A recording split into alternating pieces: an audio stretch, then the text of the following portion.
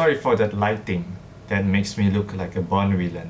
I promise I'm not gonna destroy the world. I just wanna talk about No Time to Die, which is one of the most anticipated movies of this year, both for fans of the James Bond series as well as casual viewers alike, because this is the last Daniel Craig James Bond film, so it's the end of an era. Just non-spoiler review, I think that this movie has great production values and Daniel Craig is great again as James Bond. There are a few great performances in this movie with more emotional depth than I expected from a James Bond movie. But the thing that's most disappointing about this movie is that it just doesn't feel like a finale. It doesn't feel like the end of an era. It just feels like more or less your typical James Bond adventure.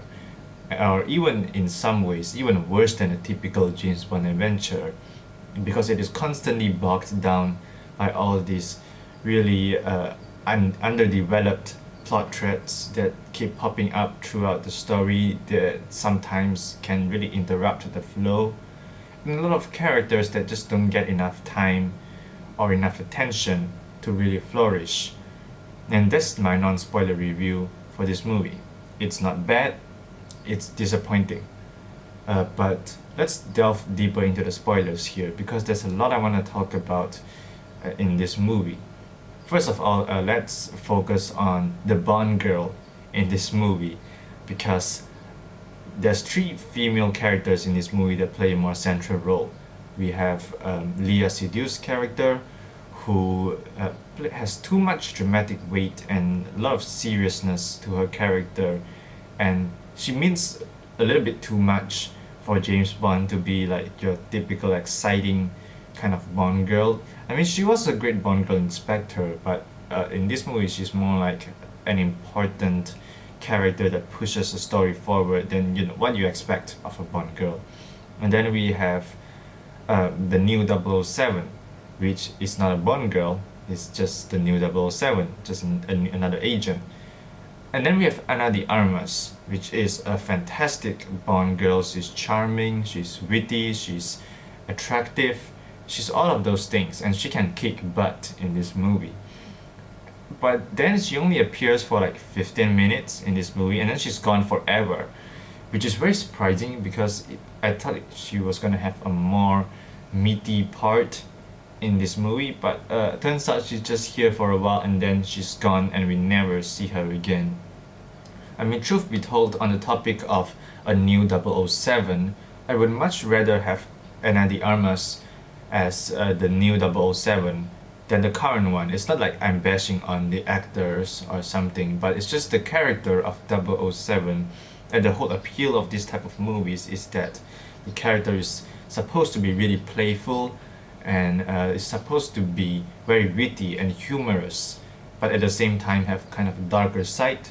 And that's just not really what we get from this new 007. This new 007 is way too serious and really compliant and just doesn't really have the charm and that mischievous personality that you want from, say, a 007 movie. So in the future, when we get more 007 movies, it's just not gonna feel the same way. And I feel like the series has really lost its identity because with a main character that is more like a very compliant super agent kind of style, it's gonna be a completely different movie with a protagonist like that. And I think actually Ana de Armas' character is a lot closer to the appeal of a Bond movie. Also, let's talk about the villain in this movie because it's very important for a James Bond movie to have a great villain, because the villain is the one who kind of messes with the world, and this is the only reason that we get another James Bond movie is because there's another villain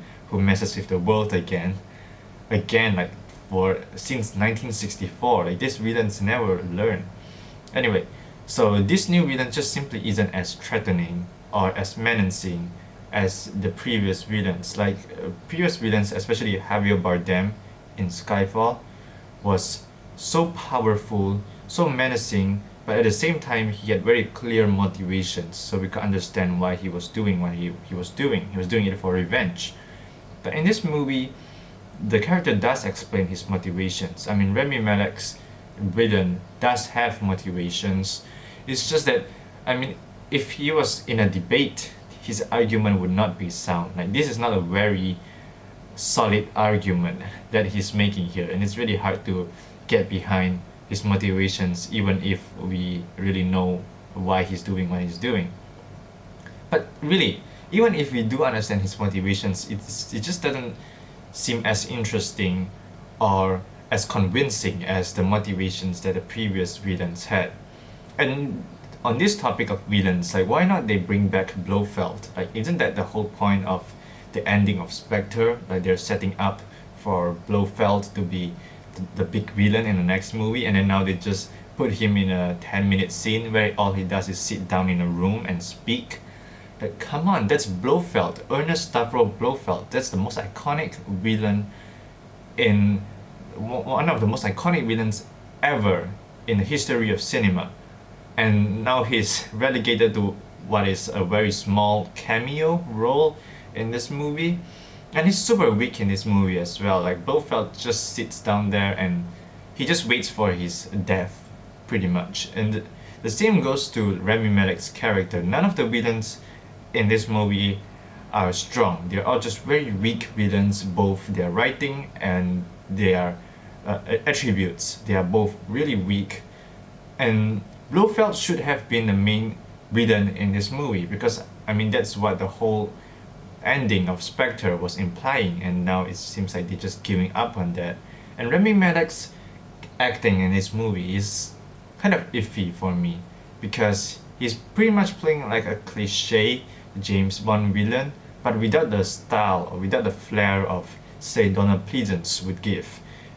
His role is just this character, evil Russian who speaks very slowly with very big eyes and seems a little bit creepy with scars on his face. It's the most cliche possible villain, and it doesn't fit in this new Daniel Craig universe of Bond films. And it wouldn't even fit in the old Sean Connery films, because even in those old Sean Connery films, yes, the villains were very one-dimensional, but they were powerful and they had a certain style and a certain flair about them that would make you at least be fascinated by them. And I'm just not fascinated or taken away by this villain in any way to care about what he is doing. Next up, let's talk about just how messy this movie is. That's this movie's biggest problem. We have like a bunch of characters just jumping out of nowhere. Like, let's talk about Logan Ash. Does anybody even remember Logan Ash in this movie? Is this undercover agent who pops up for a while and then he disappears and then he comes back again and dies? And the other sidekick in this movie, who I thought was gonna be this super strong guy, super buff, like the kind of really big sized sidekick that you expect from like an action movie. Yeah, that character sucks too. The character with a glass eye. Yeah, that sidekick did not really beat up James Bond as much as I hoped he would. I mean, I hope James Bond would get really injured in this movie, considering it's his last movie, the stakes have to be high. But I mean, he got off this movie pretty well. I mean, he didn't get a lot of huge injuries up until the very end of the movie. But apart from that, I mean, it's pretty smooth. It's a pretty smooth ride for James Bond. I mean, he has endured so much worse than in this movie.